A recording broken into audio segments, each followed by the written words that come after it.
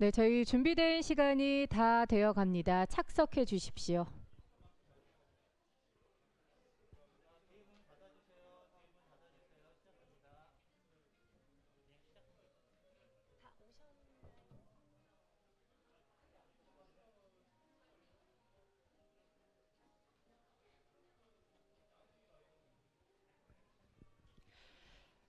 네, 여러분 안녕하십니까? 그럼 지금부터 2022 글로벌 전통의학 협력을 위한 국제 컨퍼런스 WHO의 전통 보안의학 전략 세션을 시작하겠습니다. 저는 오늘 사회를 맡은 아나운서 정유민입니다. 반갑습니다.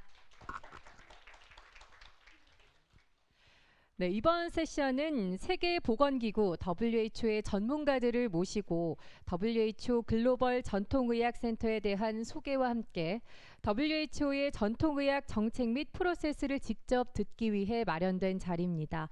이번 컨퍼런스 줌 웨비나를 통해서 함께 진행되고 있는데요. 강연 들으시면서 궁금한 점 있으신 분들은 미리 메모를 해두셨다가 모든 강연이 끝나고 질의응답 시간을 활용하셔서 답변 얻으시면 되겠습니다. 네, 오늘 행사 동시 통역 서비스 제공되고 있습니다. 현장에서는 통역 수신기 채널 1번 한국어, 2번 영어 맞춰서 사용해 주시면 되고요. 웨비나를 통해서 함께 하신 분들 역시 화면 하단에 동시 통역 메뉴를 통해서 언어 선택하셔서 함께 해 주시기 바랍니다. 네, 그럼 오늘 발표하실 연사님들 소개해 드리도록 하겠습니다. 한 분 한 분 인사드릴 때마다 큰 박수로 환영해 주시기 바랍니다. 먼저 WHO 안상영 기술관님 인사드리겠습니다. WPRO 신진호 팀장님 참석하셨습니다. 네, 어서 오십시오. WPRO 김재균 기술관님 인사드립니다. 네, 고맙습니다. 네, 그럼 지금부터 WHO의 전통 보안의학 전략 세션 시작하겠습니다. 먼저 WPRO 마틴 타일러 국장님의 인사 말씀 준비되어 있는데요. 화면으로 만나보시죠.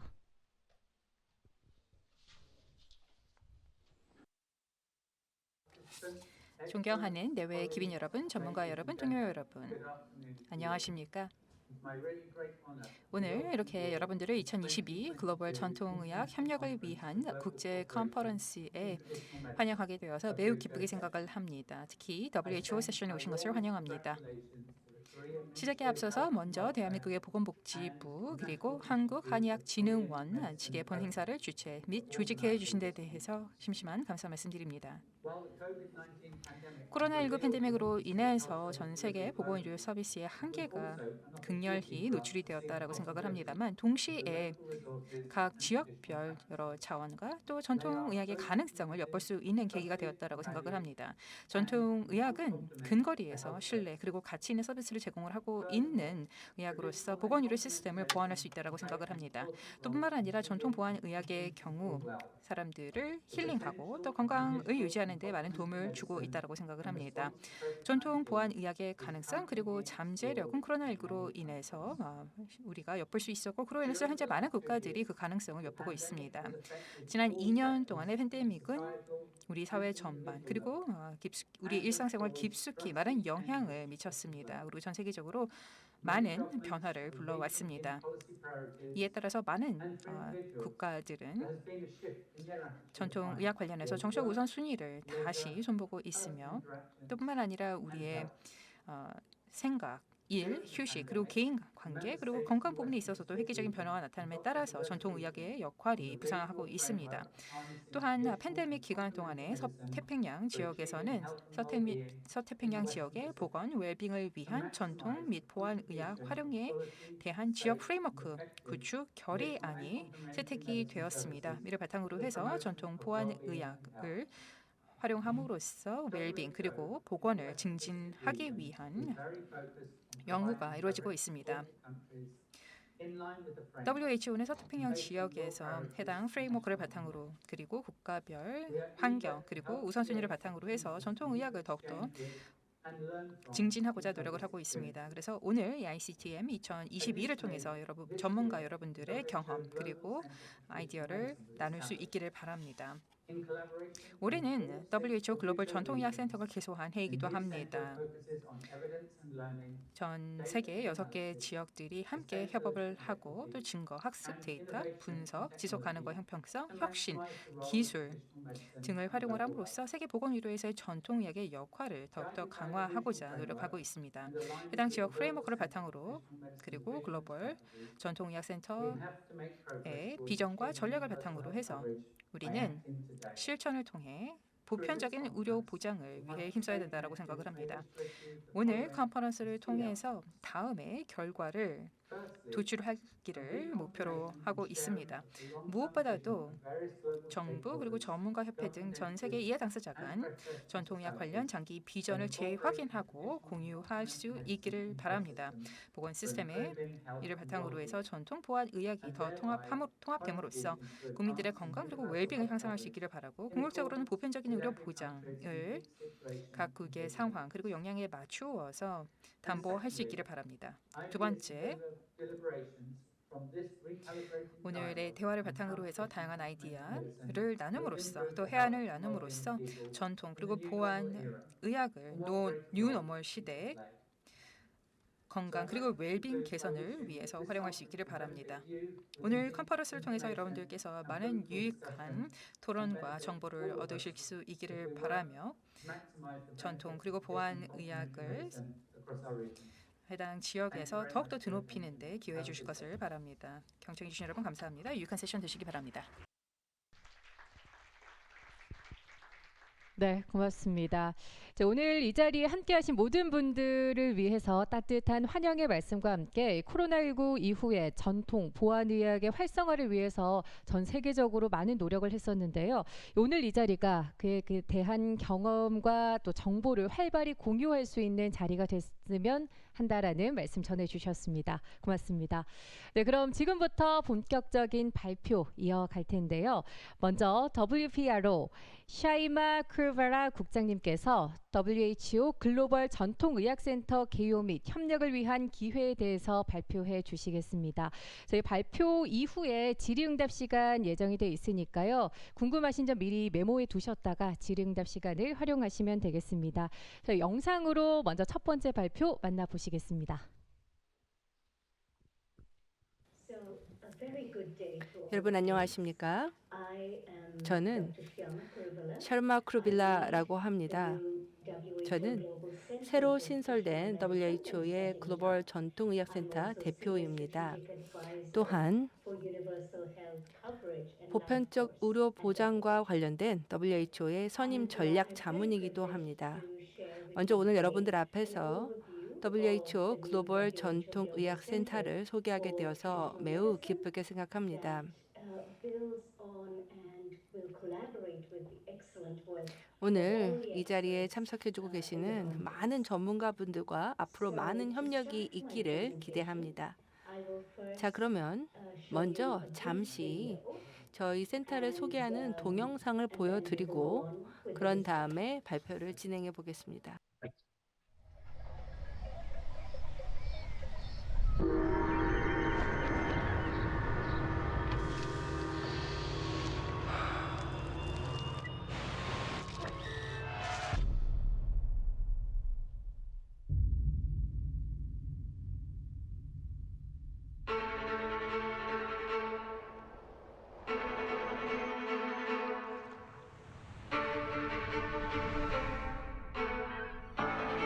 세계보건기구 글로벌 전통의학센터에 오신 것을 환영합니다. 저희의 여정은 전 세계 가정과 지역사회에서 시작되었습니다. 많은 사람들에게 전통의학은 자연과 조화를 이루고 세대를 거쳐 전승된 지식과 의술로 건강을 유지하며 질병을 치료하고 웰빙을 증진하기 위한 중요한 수단입니다. 이러한 지역의 의료가 이제 글로벌 산업이 되었습니다. 사람들과 정부는 가장 좋은 근거 기반의 안전하고 저렴하고 또 효과가 뛰어난 전통의학을 원하고 있습니다. 저희 센터의 비전은 인류와 지구의 건강을 위해서 고대의 지혜와 현대 과학의 힘을 활용하자라는 것입니다. 저희 센터는 이러한 비전을 실현하기 위해서 글로벌 파트너십의 본거지가 될 것입니다. 연구와 체계적인 근거 기반 마련, 그리고 수십억 명의 사람들이 사용하는 전통 의학에 대한 단순한 추측이 아닌 견고한 증거 기반의 기반을 제공하고 전통 의학이 안전하게 사용되도록 의료진과 또 시민들을 교육하고자 합니다.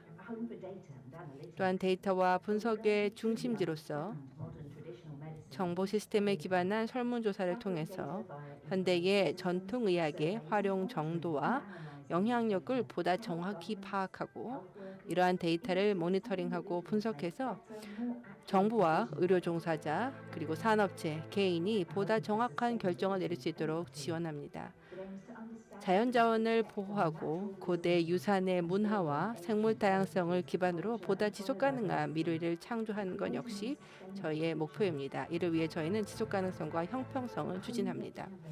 전통의학의 지평을 넓히기 위해서 인공지능과 뇌 스캔 등 최신 기술을 활용하고 안전하고 효과적인 전통의학의 사용을 촉진하기 위해서 다양한 혁신과 기술 발달을 추진할 것입니다.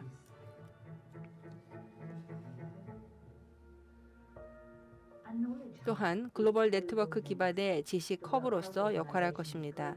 세계보건기구의 글로벌 전통의학센터는 인도 잠나가르 구자라트에 위치해 있습니다. 전 세계 우수 센터와 연결되는 전통의학의 지식 허브로서 자리를 잡을 것입니다. 고대부터 현대가와 그리고 미래까지 사람의 건강과 웰빙을 위한 전통의학의 흥미진진한 여정에 저희와 함께해 주시기 바랍니다.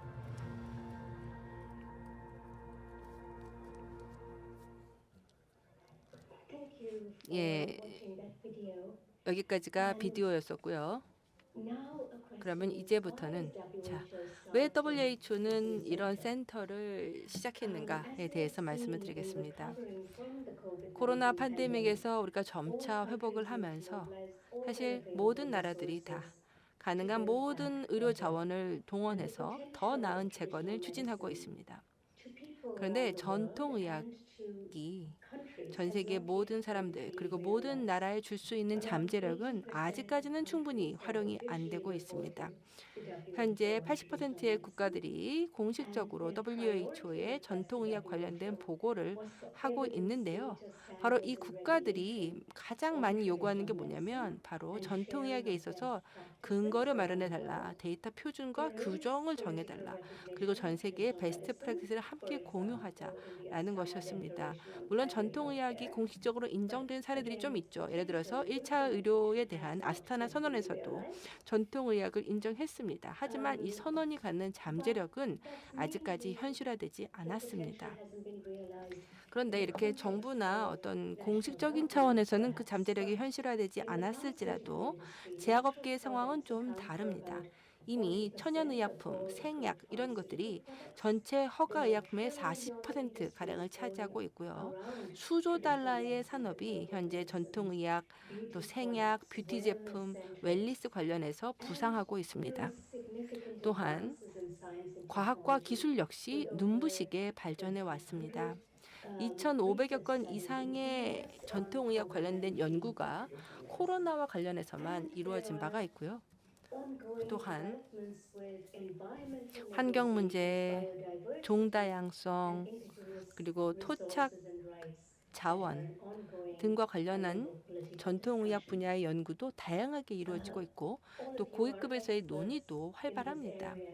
여러분 모두 다 전문가이시기 때문에 제가 너무 자세히 말씀을 드리지 않겠지만 이제 전통의학은요 하나의 체계로서 전 세계에 자리를 잡았습니다.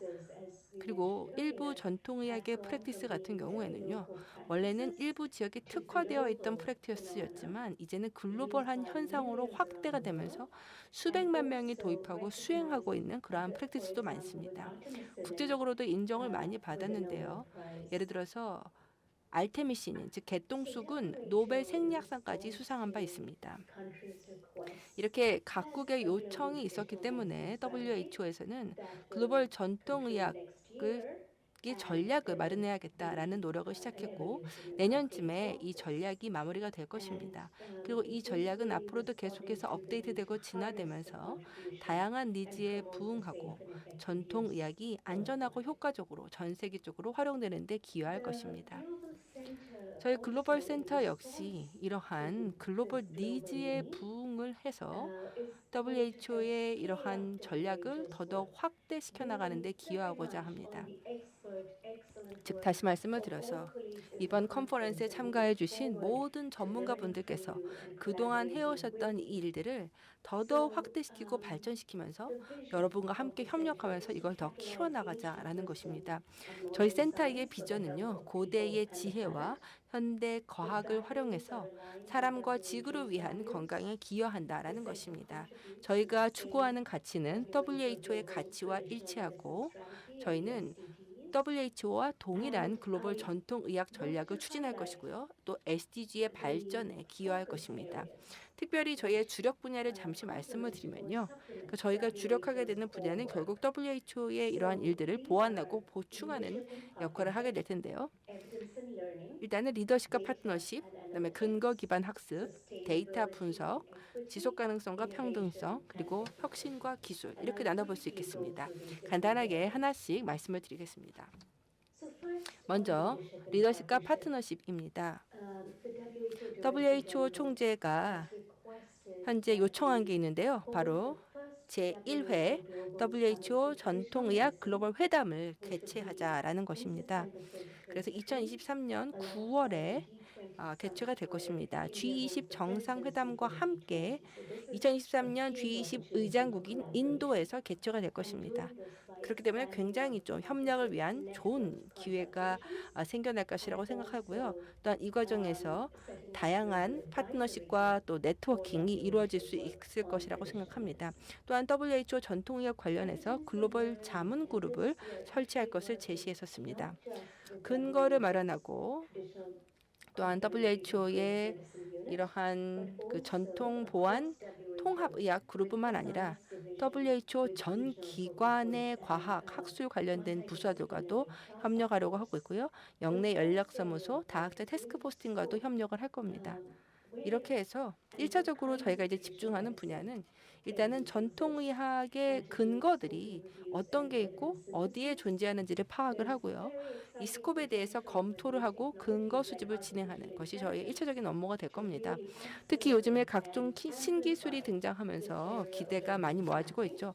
특히 AI를 도입을 해서 근거 매핑을 발전을 시키자 이러한 노력들이 가속화되고 있고 또한 중장 단기 그 과제에 대한 리서치를 진행하고 또 다양한 전통의학의 모델리티를 가르칠 수 있는 그런 교과 과정들을 개발하고 뿐만 아니라 연구 역량을 더더욱 확대하려고 하고 있습니다. 그리고 이렇게 될 때 소위 말하는 프랙티스 기반의 근거 그리고 이제 수세대를 걸쳐서 전수가 되어 오던 그런 어떤 그 의술을 관찰해서 학습하는 방식에서 벗어나서 이제는 임상 연구를 통한 근거 기반의 프랙티스를 구현할 수 있게 될 것으로 보입니다. 물론 이렇게 하는데 어려움들이 있죠. 예를 들어서 침술 혹은 뭐 요가 이런 것에 대한 연구를 하면서 이중맹검을 시행하기가 쉽지가 않습니다. 하지만 그래도 방법론상에서 지금 굉장히 많은 발전이 일어나고 있다고 생각합니다. 예를 들어서 AI 같은 그러한 혁신을 바탕으로 해서요. 뇌영상 이미지를 통해서 약물을 투약했을 때의 그러한 차이들을 좀 더 정확하게 측정을 할 수가 있고 MRI 역시 새로운 혁신 기술로서 전통의학의 근거를 발전시키는 데 기여할 수 있습니다. 데이터 분석에 대해서 말씀을 드리자면 일단 여러 나라들이 활용할 수 있도록 기준이 마련될 필요가 있고 표준화가 돼야 됩니다. 이러한 기준들을 통해서 무엇이 효과 있고 무엇이 효과 없는지를 파악할 수 있어야 됩니다. 이러한 점에서 국제 질환 분류에 있어서 새로 나오는 버전에서는요. 전통의학을 따로 한 장으로 추가를 이제 하게 됩니다.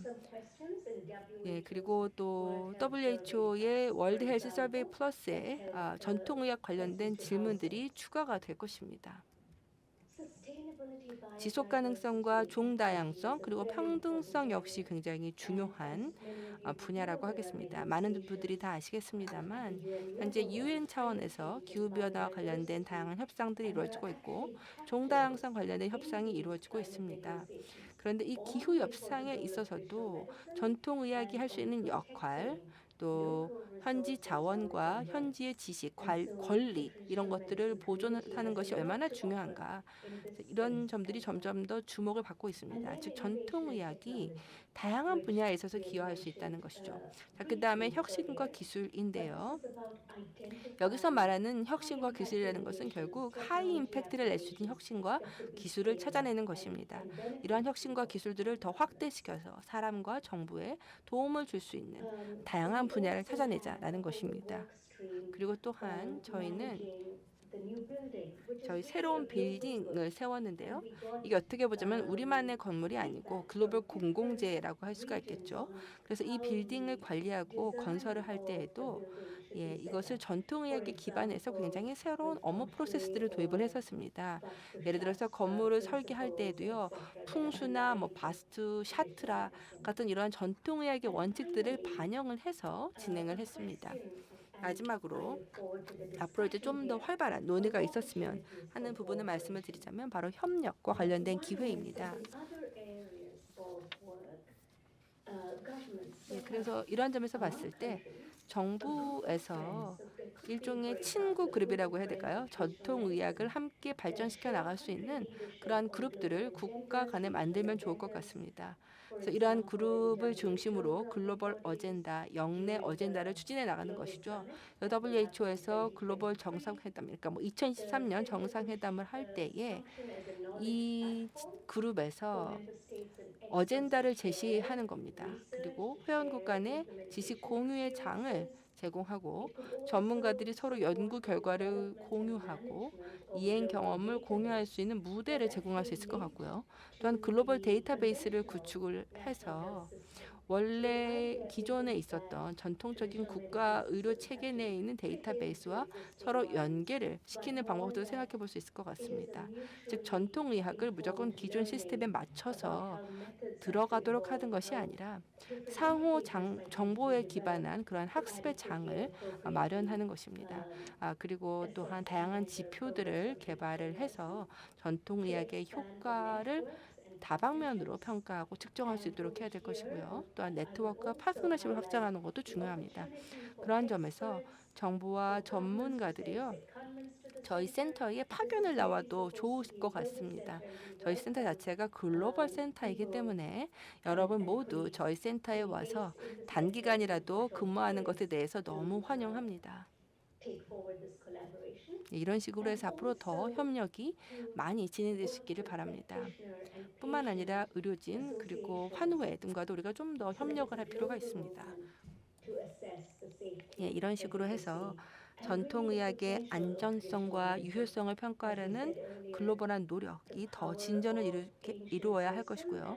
또한 전통의학의 잠재력, 즉 고대의 지혜와 현대 과학의 힘을 인류와 지구 건강에 이바지하는 이러한 노력이 더더욱 확대될 수 있기를 바랍니다. 감사합니다. 네, 여러분 박수 한번 부탁드리겠습니다. 네, 글로벌 전통의학센터 어떤 배경에서 설립이 됐는지 또 그 비전에 대해서 말씀을 해주셨고요. 무엇보다 앞으로 협력을 위해서 어떤 노력이 필요한지에 대해서 오늘 이 자리에서 그 토론이 이루어졌으면 한다라는 말씀 전해주셨습니다.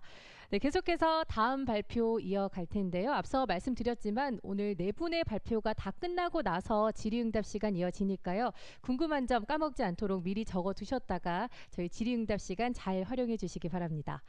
네, 계속해서 다음 발표는 WHO 안상영 기술관님께서 해주실 텐데요. 제목은 2014년에서 2023년 WHO 전통의학 전략과 그 이행입니다. 여러분 큰 박수로 맞아주시기 바랍니다.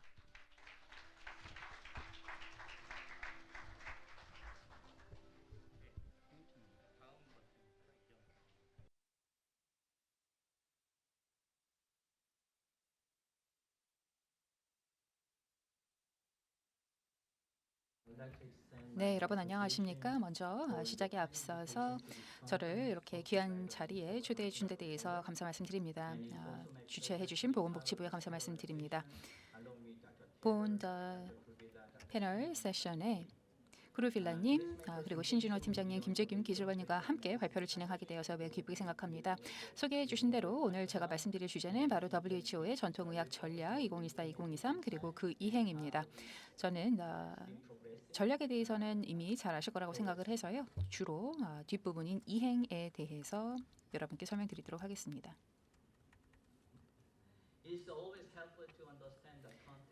네, 항상 맥락을 이해하는 게 상당히 중요할 것입니다. 그렇기 때문에 여기 보시면은 몇 가지 토픽이 나와 있고요.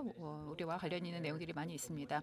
전통의학의 역할이라던가 그리고 왜 전통의학의 육성이 필요한지 또 앞으로의 활용이라던가 또한 통합 그리고 인력 그리고 연구 개발 등등이 나와 있습니다. 본 연구 같은 경우에는 1970년대, 80년대까지 거슬러 올라가는 내용들도 있습니다만 해당 주제들 같은 경우는 여전히 상당히 유효하다라고 생각을 합니다. 다음 슬라이드.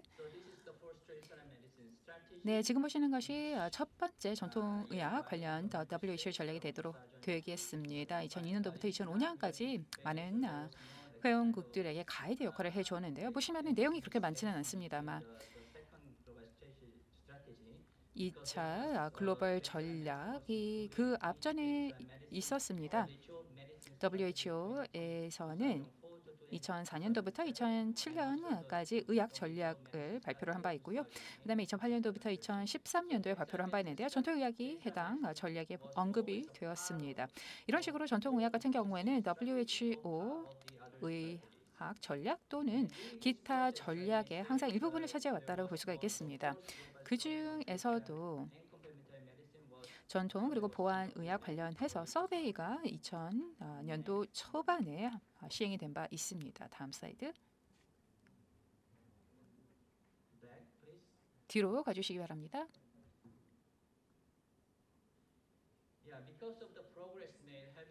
네, 지금까지 많은 진전이 있었다라고 생각을 합니다. 99년도부터 많은 진전이 있었습니다. 전통의학 관련된 정책이라던가 규제라던가 연구개발 관련해서 진전이 있었습니다.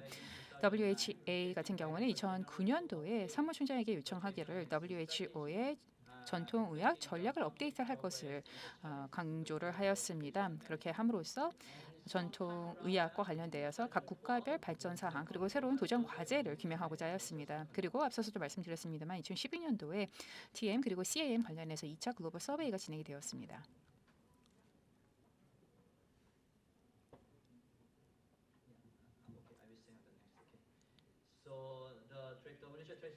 네, WHO의 전통의학 전략이 되겠습니다. 2014년부터 2023년인데요. 한 10년간 회원국들에게 가이드를 제공을 하였습니다. 전통의학 그리고 보안의학 프로그램들 그다음에 업무 계획들이 전 세계적으로 어떤 것들이 존재를 하는지 회원국들에게 소개를 하고 있습니다. 또 뿐만 아니라 국장으로 하여금 사무총장으로 하여금 WHA에 정기적으로 이 전통의학 관련된 전략들이 어떤 식으로 이행이 되고 있는지를 정기적으로 보고할 것을 명시를 하고 있습니다. 2022년 WHA가 개최가 되었고요. 해당 자리에서 보고서가 제출이 되었습니다. 지금까지 전통의학, 보안의학 관련해서 어떠한 진전 사항이 있었는지 보고가 되었던 것이죠. 각각의 회원국들 같은 경우에는 이제 보고서를 제출을 하였고 그다음에 사무국에서 검토가 되었고요. 2023년도에 또한 총회 자리에서 보고가 이루어질 것으로 생각을 합니다. 자, 지금부터 그러면 본격적으로 이행에 대해서 말씀드리도록 하겠습니다. 지금 보시는 것이 바로 보고서가 되겠습니다. 앞서 말씀드렸던 각국의 CAM 또 TCAM 관련해서 어떠한 이행 사항들이 있는지를 정리를 해서 보고서가 제출이 되었습니다. 커미티 B에는 지금 현재 보시는 것처럼 한 20개 국가들이 참여를 하여서 전통의학을 서포트를 하고 있는 그런 국가들이 함께 자료를 하였는데요. 이런 식으로 이행 보고서가 제출이 되었고요. 그리고 최종 보고서가 채택될 예정입니다. 자, 그러면 오늘 여러분들을 모시고 몇 가지 이행 사례를 살펴보도록 하겠습니다. WHO에서 전략상 설정한 여러 가지 전략적인 목표에 대하여 어떠한 이행들이 이루어지고 있는지를 살펴볼 텐데요. 첫 번째가 이제 지식 근간이 되겠습니다. 말씀드렸다시피 2003년, 2012년 그리고 2016년 시차를 두고 이러한 많은 업데이트가 있었습니다. 그래서 전통의학 관련해서 전 세계적으로 어떠한 발전 또는 진전이 있었는지를 이런 식으로 글로벌 리포트를 통해서 정의를 하고 있는 것이죠. 제가 볼 때는 아마도 1차, 2차에 이러한 보고서 외에도 한 3차 보고서가 또 앞으로 있지 않을까 생각을 합니다. 이를 위해서 이제 3차 글로벌 TM 관련 서베이가 진행되지 않을까 생각을 합니다. 다음. 네, 앞에서 이어서 계속해서 지식의 근간을 구축하는 것이 중요하다라고 오늘 오전에도 말씀을 저희가 에걸스 국장님을 통해서 들을 수가 있었습니다. 특히나 이제 TCM 관련해서 코로나19 관련 어떠한 기여를 할 수 있는지 대한 연구가 많이 이루어지고 있습니다. WHO 국제 임상시험 등록 플랫폼에는 1,054개의 TCM 관련 임상시험이 등록이 되어 있습니다. 그리고 3,000개가 넘는 논문이 관련해서 게시가 되었습니다. 아시다시피 일부 국가들 같은 경우에는 팬데믹을 극복하기 위해서 전통의학을 적극적으로 활용을 하였습니다. 그래서 이러한 모든 지식들을 저희가 집적하고자 하고 있습니다. 지역별로 현장 조사라던가 또한 현장 방문, CDC, 또 아프리카 지역 사무소, 그다음에 또 WHO 본부가 함께 협심을 함으로써 아프리카 국가에서도 전통 의학에 어떤 기여를 하고 있는지 마다가스카르 등등 여러 국가를 살펴볼 예정이 있습니다. 두 번째 목표는 바로 여러 제품이라던가 진료, 그다음에 또 의료진 관련한 규제 마련이 되겠습니다. 말씀드렸다시피 WHO 본부에서는 현재 WHO 국제 약전, 한의 약전을 개발하기 위해서 노력을 하고 있습니다. 지난 수년에 걸쳐서 여러 가지 테크니컬한 문서들이 나왔는데요. 마커, 서브스턴스 아니면은 가공 방식 그리고 이러한 한약이 다른 약물과의 상호작용 등등 연구가 되고 있습니다. 그래서 이미 관련된 연구가 발표가 되었기 때문에 여러분께서도 참고하시면 좋을 듯합니다. 또한 의료진 관련해서도 WHO에서는 진료 그리고 트레이닝을 위한 벤치마크를 발표를 한 바 있습니다. 침구, 추나 아유르베다, 우나니 의학 관련해서 트레이닝을 위한 벤치마크가 발표가 된 바 있고요. 그 외에 기타도 포함이 되어 있습니다. 여기 슬라이드를 보시면 다양한 벤치마크가 WHO에 의해서 이렇게 발표된 것을 확인하실 수 있습니다. 다음.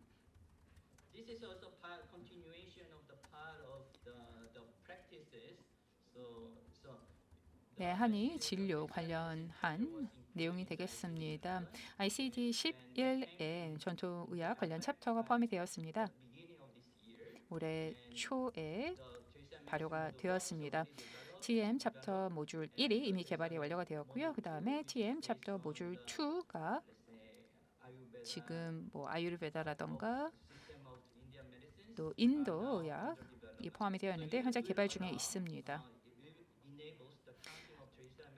전통의학 서비스라던가 형태, 빈도, 효과, 안전성, 또 질, 결과 또 뿐만 아니라 전국 그리고 국제적으로 얼만큼 빈도 있게 사용이 되는지 관련된 모든 내용들을 ICD-11에서 확인하실 수 있습니다. 세 번째 목표입니다. 바로 부분적인 의료 보장이 되겠습니다. 1978년도 얼마 아타 선언문이 발표가 되었습니다. 이때 전통의학 의료진들을 바로 보건의료 의료진으로 간주를 하기 시작하였습니다. 이후 이제 40년이 흘렀는데요. 지금은 또한 새로운 업데이트가 이루어지고 있습니다. 전통적인 정보, 그다음에 전통의학 관련된 내용들이 2018년도 또 추가적인 선언문을 통해서 소개가 되었는데요. 전통의학 의료진이라던가 지식, 또 전통의학 이런 모든 것들이 1차 보건 서비스에 포함이 되어야 된다는 것, 그리고 의료 바탕으로 해서 보건 의료가 제공될 수 있어야 한다라는 내용을 다 골자로 하고 있습니다. 네, 본 슬라이드에서는 간단하게 첫 번째 슬라이드와 연계해서 말씀을 드리도록 하겠습니다. 1978년도 1차 보고서가 발표되었다라고 말씀을 드렸고 이후에 TM이 많이 확산이 되었다라고 말씀을 드렸습니다. 보시면은 이런 내용을 다시 한번 확인할 수 있습니다. 아스타나 선언문이 있었고 또 2019년도에도 유엔 총회에서 결의안을 채택을 한 바 있습니다. 해당 내용은 보편적인 의료 보장인데요. 내용을 상세하게 들여다보면 안전하고 적절한 증거 기반의 TCM을 국가 그리고 지방 보건 의료 시스템, 특히나 1차 보건 의료 시스템에 통합해야 된다라고 명시를 하고 있습니다. 해당 내용은 바로 유엔 총회 결의안 중에서 처음으로 이제 TCM에 대해서 언급하고 있는 내용이 되겠습니다. 이 외에도 이제 해당 내용의 이행과 관련된 결의안들이 후속으로 나오기도 하였습니다. 다음. 자, 지금까지의 WHO 차원에서의 여러 가지 노력들은 회원국들 그리고 파트너들의 그런 협력이 있었기에 가능했다 생각을 합니다. 감사합니다. 특히나 WHO에서는 바로 파트너인 여러분들과의 협력을 상당히 중요하게 생각을 합니다. 국가, 지역 그리고 글로벌 지식 플랫폼들, 뭐 업서버 픽스라던가 브라질 아카데믹 컨소시엄 for Integrative Health, 그다음에 침구 그리고 뜸 임상 치료 레지스터리 등등과 협력을 하였습니다. 또 뿐만 아니라 국제 한의학 규제 협력도 이루어지고 있고요. 현재 여기에는 숫자가 35라고 27이라고 나와 있습니다만 업데이트가 되었습니다. WHO는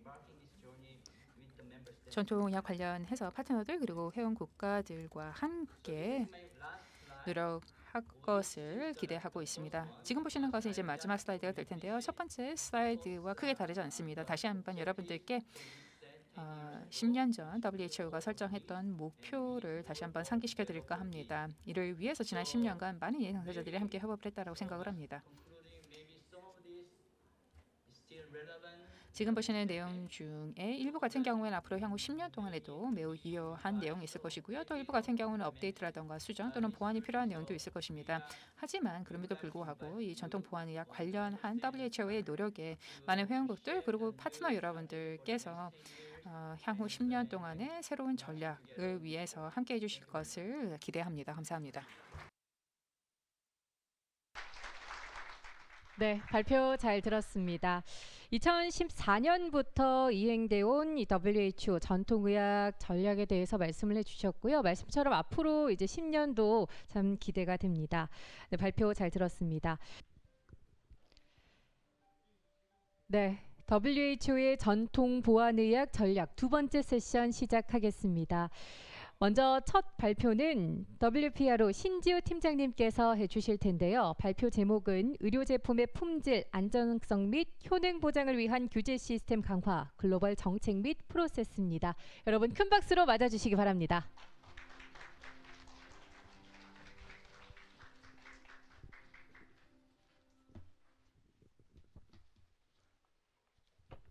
네, 정유민 아나운서님 자세한 소개 감사합니다. 예, 이렇게 초청해 주셔서 감사의 말씀을 드립니다. 특별히 조규형 장관님 그리고 강민규 부장님을 비롯해서 정창현 한국한의학진흥원 원장님, 최도영 대한한의학회 회장님, 예, 감사드립니다.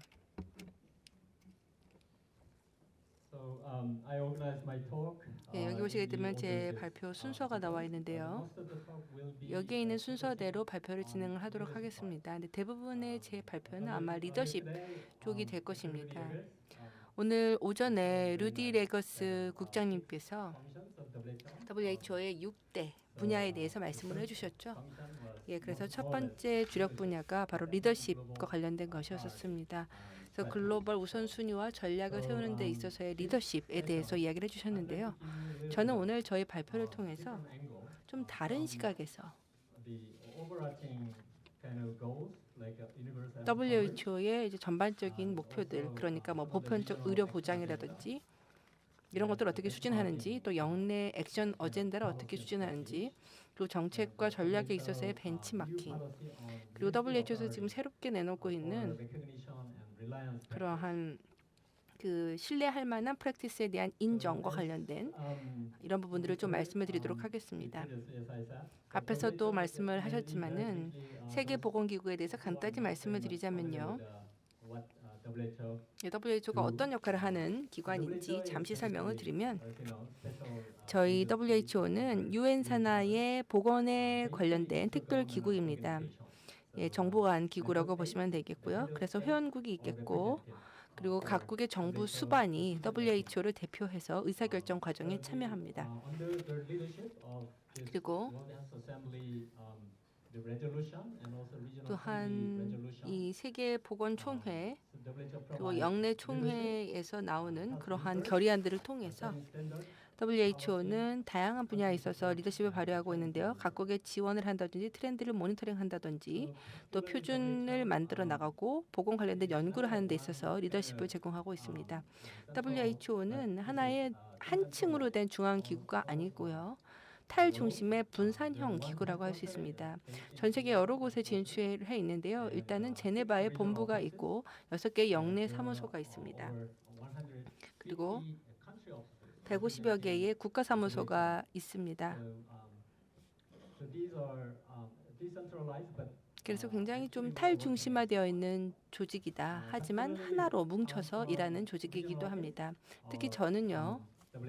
WHO 내에서 서태평양 지역을 대표하는 WPRO에서 나왔습니다. 서태평양 지역이라고 한다면은 현재 37개의 국가와 에어리어로 구성이 되어 있습니다. 그래서 이 중에서 27개의 회원국이 있고요.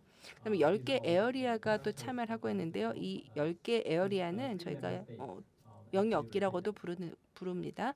그리고 별도의 투표권이 없이 참여를 하는 곳입니다. 그리고 또한 이 서태평양 영내 대표는 회원국에 의해서 선출이 됩니다. 즉 영내 회원국들이 매년 모이게 되고요. 그래서 다양한 사안들을 결정합니다. 19억 인구를 저희가 서비스를 하고 있고요. 즉 전 세계 인구의 4분의 1을 저희가 대표하고 있습니다. WHO는 5년에 한 번씩 개정을 통해서 저희의 이 중장기 계획을 수정을 하고 있습니다. 그래서 현재 2019년에서 2023년 계획이 추진이 되고 있는 상황입니다. 예, 그래서 뭐 5개년 발전 계획이라고도 부를 수 있을 것 같습니다. 어쨌든 그 중장기 사업 계획이라고 보시면 되겠고요. 이 중장기 사업 계획 하에서 이 세 가지 10억 목표를 세우고 있습니다. 2023년까지 달성하자라는 것인데요. 일단은 10억 명 더 보편적 의료 보장의 수혜를 받도록 하자라는 것입니다. 이렇게 해서 보편적 의료 보장을 달성하자는 것이고, 두 번째는 10억 명이 더 응급 의료의 보호를 받도록 하자. 그리고 세 번째는 10억 명이 더 건강한 웰빙의 삶을 살도록 하자라는 것입니다. 예, 그래서 이러한 세 가지의 10억 목표가 있고요. 이거에 따라서 예, 다양한 그러한 전략과 그리고 정책들이 마련이 되고 있습니다. 예, 그리고 여기 보시게 되면은 이 다이아그램 상에 이러한 전략과 목표들이 잘 반영이 되어 있는데요.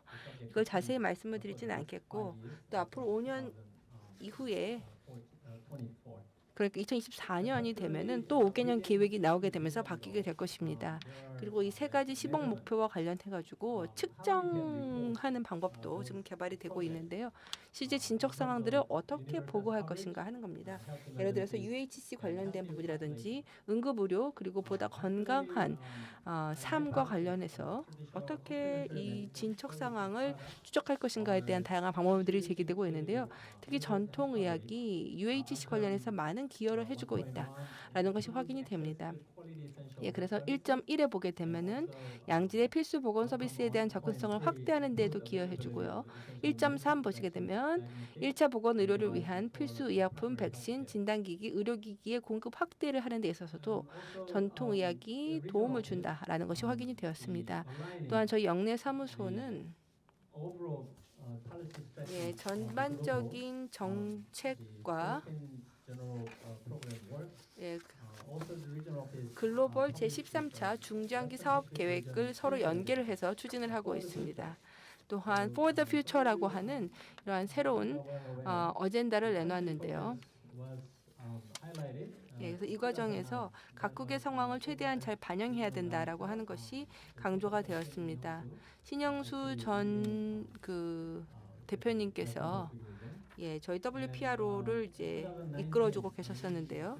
그 당시에 2019년도였었는데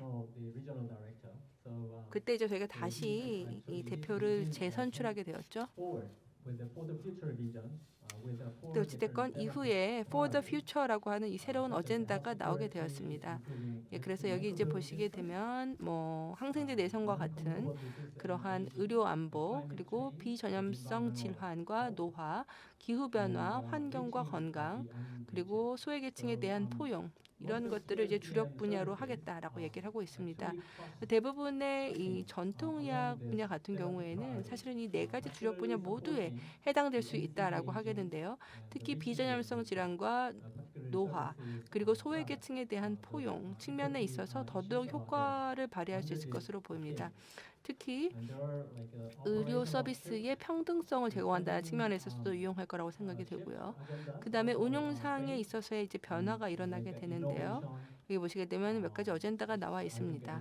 혁신 아마 다 아실 거라고 생각이 들어요. 혁신은 따로 설명 안 드리고 그다음에 역예측이라고 해야 될까요? 백캐스팅이 있습니다. 이게 포캐스팅 사전 그러니까 앞으로를 예측하는 예측이 아니고요. 백캐스팅이라고 한다면은 이제 좀 반대의 개념입니다. 그래서 과거를 보면서 좀 더 탄탄하게 하자라는 것이죠. 예, 그래서 우리가 2030년이라는 이러한 미래를 전망해서 볼 때 세계가 어떤 모습으로 갈지를 예측을 하기 위해서는 어떻게 보자면 지금보다 우리가 좀 더 과거를 돌아보면서 지금 이 시점에서 어떤 준비 태세를 갖춰야 2030년에 변화하는 어젠다에 대비될 수 있겠는가를 생각해 보는 것입니다. 또한 어떤 체계적인 접근 방식이 있어야 되고 풀뿌리의 어떤 그러한 것들이 필요합니다. 즉 글로벌이나 영내에서 만들어지는 정책이라고 하는 것은 각국의 상황에도 맞게 적용이 돼야 되고 또한 지역 사회에도 맞게 적용이 돼야 된다라는 것이죠. 즉 이 메시지라고 하는 것이 글로벌하게 만들어지는 메시지가 각국과 또 지역 사회에 보편적으로 수용될 수 있어야 된다라는 것입니다. 또한 그 효과에 대한 측정이 있어야 될 것이고요. 다른 분야와의 협력도 중요합니다. 즉 보건 분야를 넘어서서 특별히 저희가 지금 많이 목도하고 있는 것이 바로 코로나 기간에 이 보건을 뛰어넘은 그런 폭넓은 협력들이 굉장히 많이 있었습니다. 이미 너무나 잘 알고 있기 때문에 따로 말씀을 드릴 필요도 없을 것 같은데요. 또한 이러한 전략적 목표를 달성하기 위한 전략적 커뮤니케이션도 중요하다라고 이야기하고 있습니다. 예, 특히 저희 영리사무소 같은 경우에 보시게 되면 2021년도에 새로운 결의안을 내놓았습니다.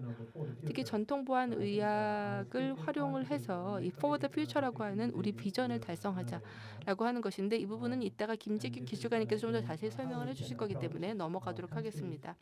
자, 그다음에 이거는요. 각 국가별 상황에 맞춰서 어떻게 전통의학 그리고 보안의학의 역할을 활용해서 건강과 웰빙을 증진할 것인가에 대한 전략입니다. 자, 그러면 이제부터는 보편적 의료 보장에 대해서 말씀을 드리도록 하겠습니다. 사실 이 보편적 의료 보장이 모든 그 보건 분야의 어떤 공통 목표라고 할 수 있고 전체를 아우르는 비전이라고 할 수 있죠. WHO에서 정의하는 UHC라고 하는 것은 모든 사람이 의료비 지출에 대한 재정적 어려움 없이 양질의 의료 서비스에 접근할 수 있도록 보장하는 것이다라고 이야기를 합니다. 이것이 어떻게 보자면은 보건 분야 발전 전체를 아우르는 포괄적인 비전이라고 할 수가 있겠고요. 이 UHC와 관련해서 WHO 영내 사무소에서도 이러한 보고서를 내놓은 바 있습니다. 2015년도였었죠. 자, 그래서 그다음에 여기 이 장표를 보시게 되면 UHC에 대한 개념 설명도라고 보시면 되겠습니다. 이 보편적 의료 보장 목표가 정확히 무엇이냐라는 것인데요. 그래서 저희가 이 직사각형을 UHC 사각형이라고 부릅니다. 세 가지 측면이 있겠는데요. 첫 번째는 인구, 그다음에 또 하나는 서비스, 그다음에 또 하나는 재정 보호와 관련된 측면입니다. 그래서 이 과정에서 중요한 것이 바로 평등성입니다. 즉 니즈와 활용 사이의 갭을 줄이자. 이것이 이제 의료 서비스에 있어서의 중요한 부분이 되겠고요. 그다음에 품질 그리고 재정적 보호가 매우 중요하다라고 하겠습니다. 네, 그래서 이것이 UHC 하면 항상 유념해야 되는 중요한 개념이라고 보시면 되겠습니다. 예, 특별히 영내 사무소에서는요, 바로 이러한 보건 시스템 기초 요소 빌딩 블록이라고 하는 것을 정의를 했는데요. 예, 그래서 보시게 되면은 뭐 품질 도메인 관련돼서 또 아웃컴 임팩트 관련해서, 그러니까 아웃컴 임팩트라고 하면 우리가 궁극적으로 무엇을 달성할 것인가에 대한 것이죠. 그리고 또 전통 의학과 관련해서는 이 UHC에 있어서 서비스 딜리버리가 굉장히 중요한 부분이 될 것이고요. 또한 기타 생약이라든지 화장품, 웰니스 관련된 기술들, 자, 이런 것들은 이제 기술의 한 방면이 되겠죠. 예, 그래서 이 품질과 효율성과 책임성과 지속 가능성과 또 이러한 다양한 원칙에 따라서 이러한 도메인의 속성들을 충족하는 것이 중요하고요. 또한 이런 것들을 통해서 헬스 리스크를 줄이고 보다 평등한 보건 아웃컴을 산출하자라는 것입니다. 그리고 2017년도에 저희 영내 사무소에서는 또한 영내 액션 어젠다를 내놓았습니다. 서태평양 지역 의학과 보건 이력의 융합 협력을 위한 규제 강화에 대한 영내 액션 어젠다를 내놓았었는데요. 특별히 영내 위원회에서는 회원국들한테 이 어젠다를 적극 활용을 해서 법적인 프레임워크를 만들어내고 정책과 전략 그리고 규제 강화를 위한 계획을 만들라는 것을 촉구하고 있습니다. 그래서 왜 이렇게 규제를 강화해야 되느냐라고 할 때 품질이 좋지 못한 그러한 의약품들 그리고 또한 그 양질을 확보하지 못한 그러한 인력들을 가지고 환자를 치료하게 될 경우에 이것이 큰 해악이 될 수가 있기 때문입니다. 그래서 WHO에서 최근에 이렇게 규제 강화를 강하게 추진하고 있습니다. 그래서 규제 강화라고 하는 것은 뭐 비즈니스에 대한 규제를 강화한다라는 의미가 아니고요. 전반적인 품질과 유효성과 효과와 그리고 안전성을 강화하기 위한 노력이라고 보시면 되겠습니다. 또한 그뿐만 아니라 규제 인력의 역량을 강화하는 것도 강화를 하고 그것도 강조를 하고 있고요. 또한 이렇게 해서 규제의 유효성에 대해서도 모니터링을 해야 된다라고 되어 있습니다. 자, 그다음에 여기는 이제 의약품이라고 할 때, 그러니까 의약품과 보건 인력에 대한 규제를 강화해야 된다고 했는데요. 여기에서 의약품이라고 하는 것은 서양 의약품 그리고 이제 어떤 한의학 이런 것들을 다 아우르는 것입니다. 또한 협력도 중요하게 여기고 있는데요. 사실 뭐 미국의 FDA라든지 아니면 유럽의학청이라든지 이런 나라들 같은 경우 뭐 이런 데도 있지만 그러나 사실 작은 나라들 같은 경우에는 인력이 굉장히 부족하고 또 재력도 굉장히 부족한 경우가 많습니다. 그래서 이런 나라들 같은 경우에는 다른 규제 당국에서 어떤 의사결정을 하느냐를 주로 따르게 되는데요. 그렇기 때문에 글로벌한 전략 차원에서 모든 회원국들 우리 윈윈의 어떤 협력을 할 수 있도록 서로 협력하는 것이 중요합니다. 그리고 이러한 규제와 관련된 협력이 갈수록 증진될 수 있도록 다양한 노력을 하고 있는데요. 저도 이러한 노력에 관여하고 있습니다. 실제로 제가 WPRO에서 근무하기 시작한 것이 2013년도부터 했었었는데요. 그 전에는 본부에서 일을 했었고요. 그래서 제가 집중을 하고 있는 것이 바로 이 규제 협력과 관련된 것입니다. 저희가 백신 규제부터 처음 시작을 했었는데요. 사실 백신이라고 한다면은 좀 더 이제 보건 의료 측면에 있어서 우선순위가 더 주어지는 분야이죠. 그러다가 이러한 규제 협력을 또 저희가 어떤 화학 기반의 그런 약물에 확대를 했고요. 그리고 나서 이제는 모든 의약품에 다 적용을 하고 있습니다. 그래서 의약품이라고 한다면 다양한 종류의 의약품들, 약품들, 약물들, 또 진단기기들을 다 포함하는 거라고 보시면 되겠고, 그래서 현재 이 의약품 전 영역에 걸쳐서 규제 협력을 추진을 하고 있고, 연간 회의를 통해서 회원국 간의 다양한 어젠다에 대한 논의를 하고 있습니다. 이러한 논의를 통해서 WHO에다가 회원국들이 또 다양한 질문들을 하고 또 서로 협력을 위한 기회를 강구해 나가고 있습니다.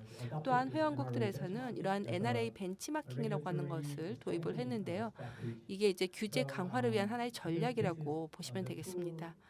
그래서 이 툴은 이미 문서로 나와 있는 것인데요. 저희가 이 툴을 활용을 해서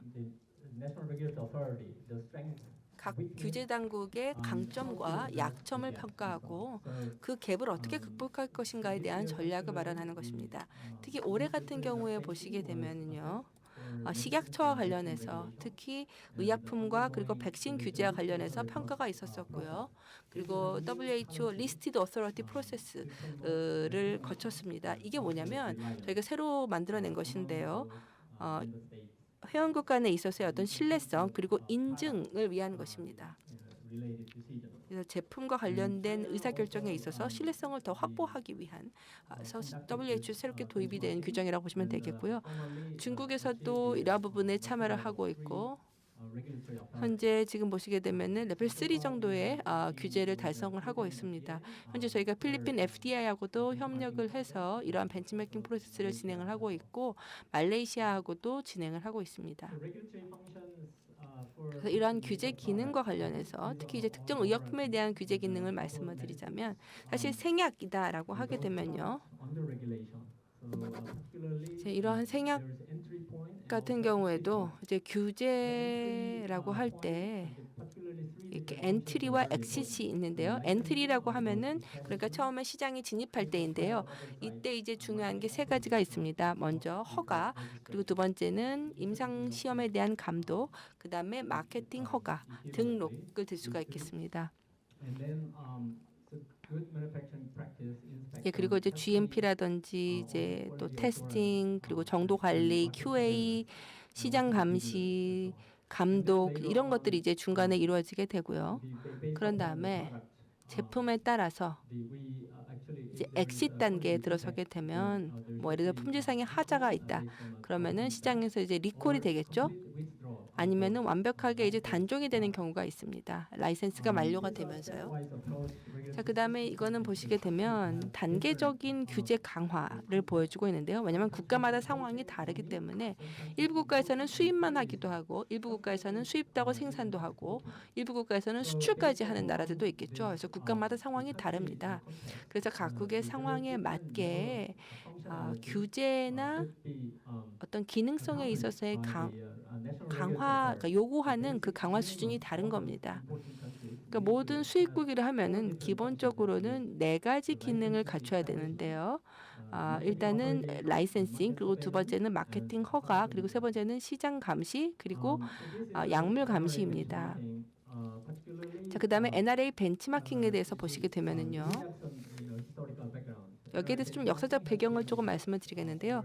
NRA 벤치마킹이 지난 20년 동안, 그러니까 97년부터 해서 계속해서 발전을 해왔습니다. 이제 그렇게 되면서 현재는 굉장히 구체적인 벤치마킹 지수가 만들어졌고요. 이 벤치마킹 지수에 따라서 각 국가의 성숙도를 평가를 하고 있습니다. 예, 그래서 이 성숙도에 따라서 다양한 평가가 이루어지고요. 그래서 성숙도가 1이냐, 2냐, 혹은 2.5이냐, 뭐 3에서 4냐 이런 식으로 평가를 할 수가 있습니다. 그리고 이 각각의 성숙도에 따라서 벤치마킹이 이루어진다라고 보시면 되겠고요. 예를 들어서 성숙도 1이다라고 하게 되면은 가장 기본적인 규제 시스템만 갖고 있는 경우입니다. 그래서 2018년도에 한 100여 개 국가가 레벨 1이었었는데요. 그런데 올해에는 몇 달 전에 방금 최근 수치가 나왔는데 레벨 3 혹은 레벨 2를 달성한 나라들도 상당수가 있었습니다.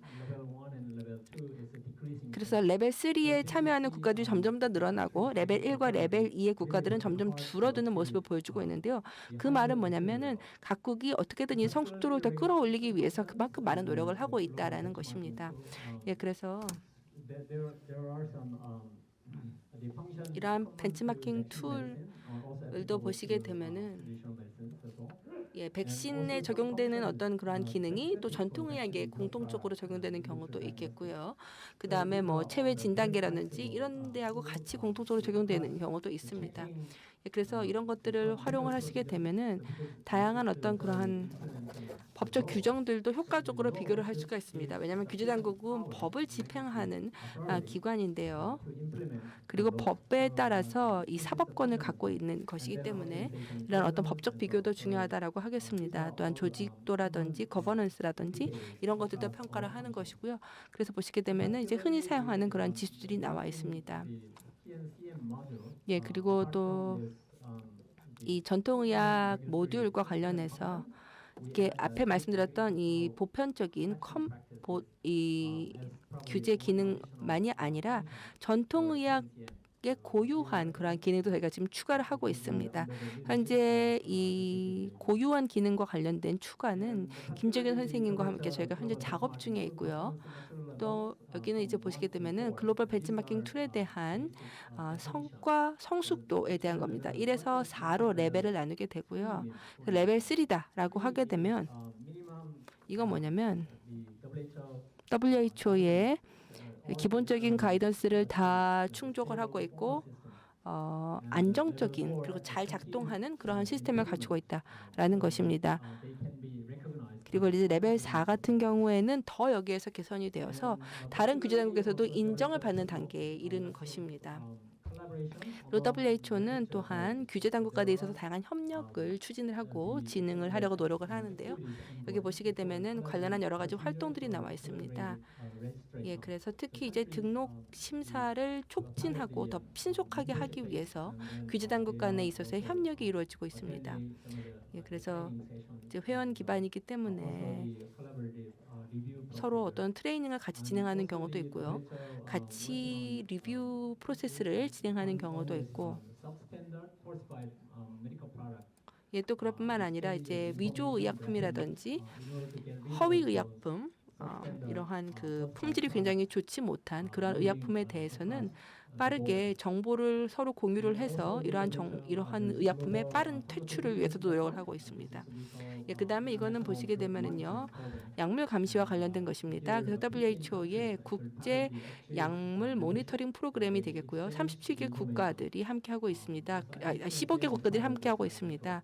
예, 그래서 서로 정보를 이제 공유하는 것이 되겠고요. 그다음에 WHO에서 올해 또 이 새로운 이니셔티브를 추진을 했습니다. 여기 보시면은 관련해서 목표가 나와 있는데요. 크게 두 가지의 주력 목표가 있습니다. 첫 번째는 인증과 관련된 것이고요. 그 다음에 두 번째는 국가들 중에서 충분한 의료 자원이 없는 경우에 WHO의 의사결정을 활용하겠다라고 하는 것입니다.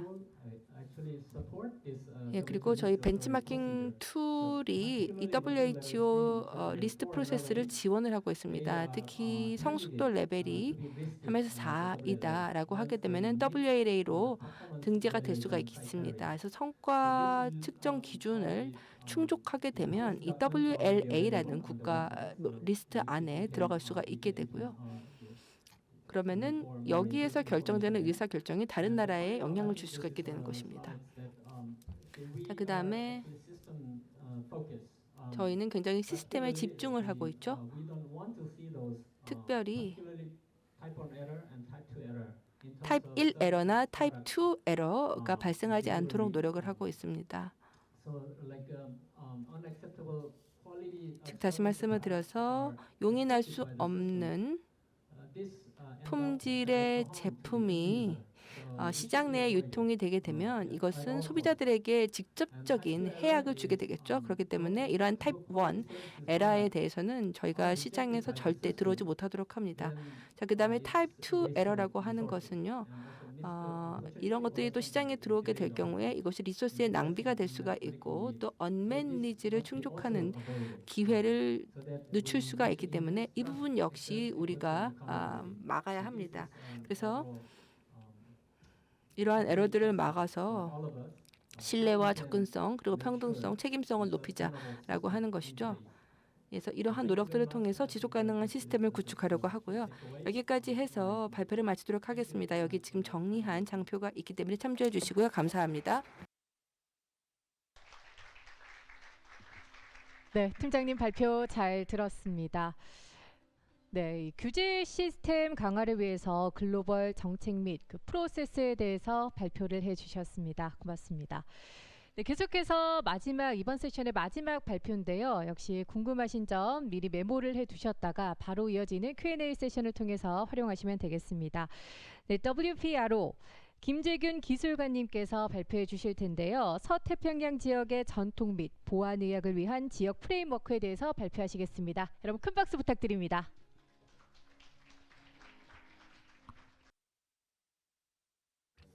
네, 친절한 소개 말씀 감사합니다. 먼저 이 기회를 빌어서 이태원 사고로 인해서 피해를 입으신 많은 분들에게 진심한 위로의 말씀 드리도록 하겠습니다. 그리고 강민규 보건복지부 정책국장님 그리고 정창현 한국한의학진흥원장님께 감사 말씀드리면서 이제 발표를 시작하도록 하겠습니다. 저는 김재균 기술관이라고 합니다. WHO, WPRO에서 근무를 하고 있습니다. 오늘 이렇게 여러분들을 모시고 서태평양 지역의 전통 보안 의학을 위한 지역 프레임워크를 소개하게 되어서 매우 기쁘게 생각합니다. 목차가 되겠습니다. 먼저 TCM 관련해서 글로벌 트렌드, 그다음에 진전 사항을 말씀드리도록 하겠고요. 그다음에 향후 단계 그리고 TNCM 지역 프레임워크 이행 계획에 대해서 말씀하도록 하겠습니다. 먼저 글로벌 트렌드입니다. 보시면은 보고서가 있는데요. 관련해서는 에걸스 국장님께서도 말씀 주신 바 있습니다. 글로벌 리포트가 되겠고요. TNCM을 다루고 있고 2019년도에 발간이 되었습니다. 내용을 보시면 이제 TNCM을 2019년 현재 얼마만큼 취급을 하고 있는지 국가를 표시를 하고 있는데요. 보시면은 녹색이 예, 핑크는 노입니다. 흰색 같은 경우는 답변이 없음 또는 데이터 존재하지 않음을 뜻합니다. 이렇게 보시면 이제 핑크색이 거의 없는 것을 확인하실 수 있습니다. 흰색 같은 경우 국가들 같은 경우에도 TNCM을 활용할 수 있을 수 있다라는 것을 전제를 했을 때 모든 글로벌 이제 국가들에서 TNCM을 이용하고 있음을 우리가 짐작할 수 있습니다. 하지만 TNCM뿐만 아니라 지금 보시는 것은 이제 TNCM에 관련된 국가 정책을 운영하고 있는 그런 국가들을 표시하고 있는데요. 녹색은 마찬가지로 있다 그리고 핑크는 없다를 뜻합니다. 보시다시피 단순히 TNCM을 사용하고 있을 뿐만 아니라 국가적으로 정책도 도입하고 있는 나라들이 꽤 있음을 확인할 수 있습니다. 따라서 TNCM의 활용도를 전 세계적으로 봤을 때 상당히 높다라는 것을 알 수가 있습니다.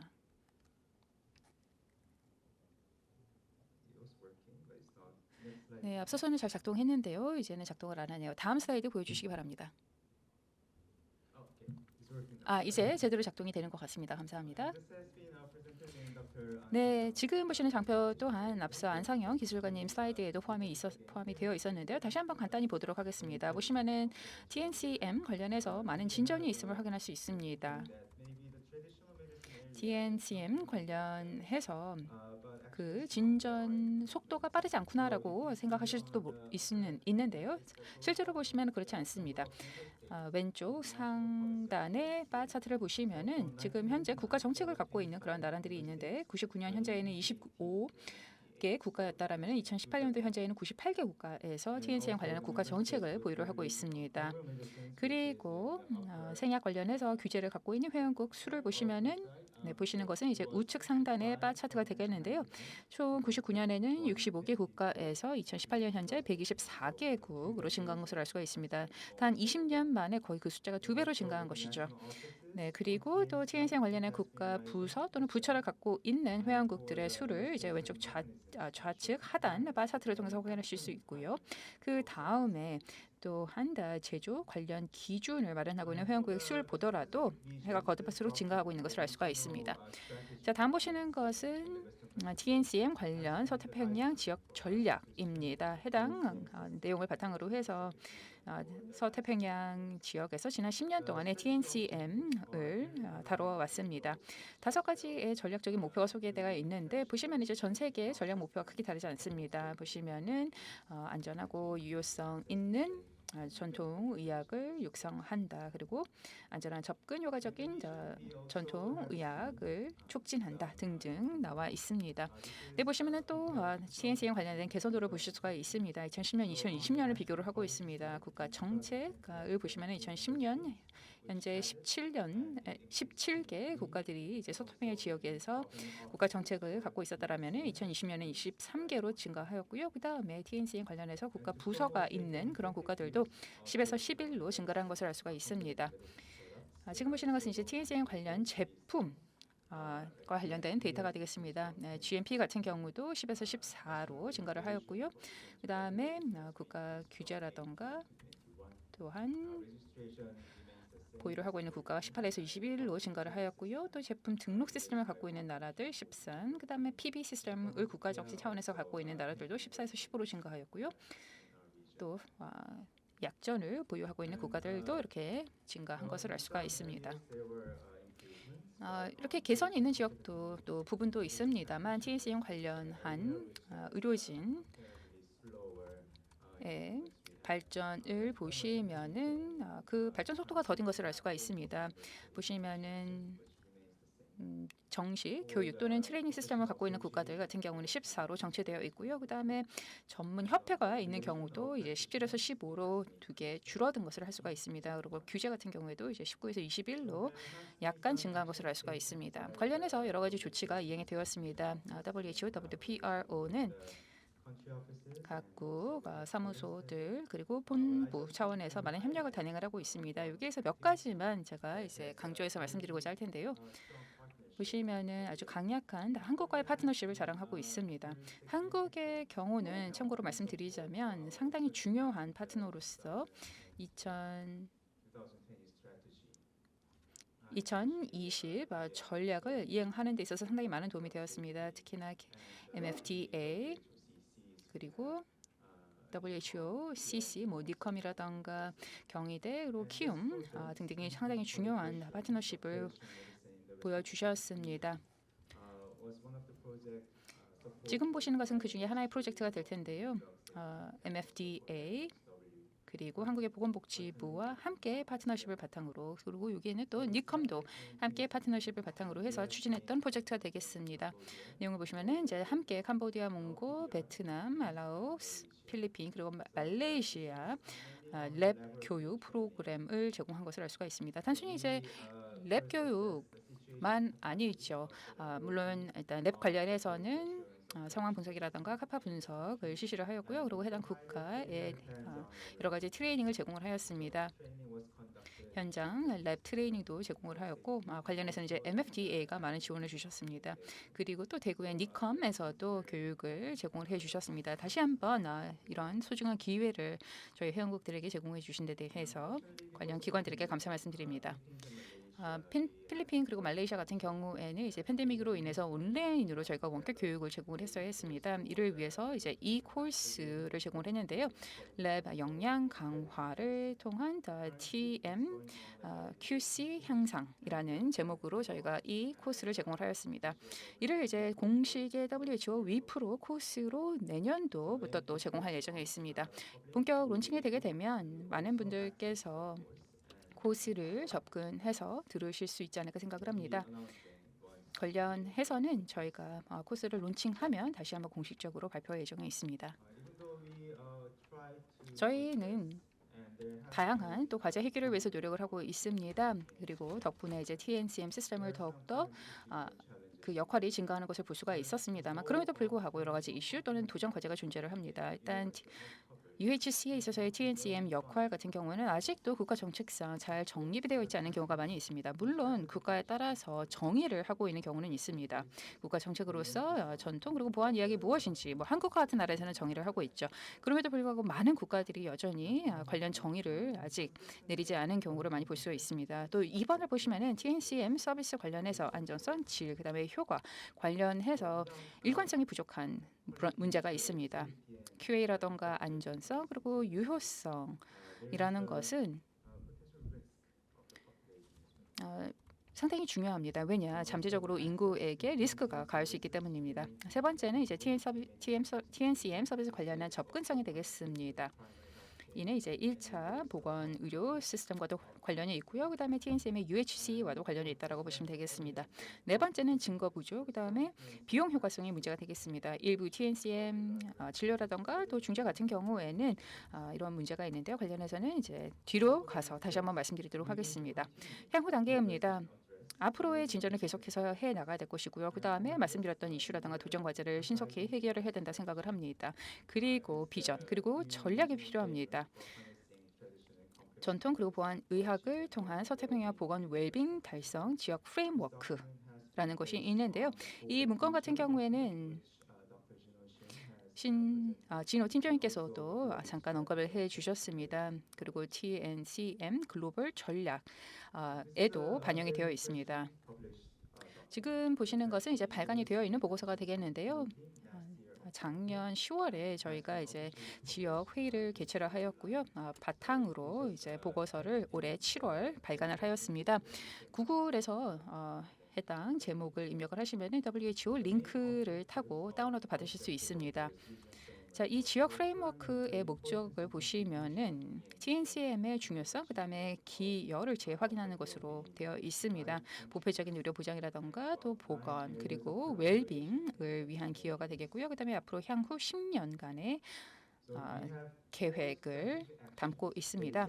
자, 4개의 전략적인 행동 계획이 명시가 되어 있습니다. 첫 번째 행동 계획을 보시면은 TNCM을 국가 정책상 정의하는 것이고요. 두 번째가 맥락에 맞는 메커니즘을 확립함으로써 안전 그리고 질을 담보하는 것이고요.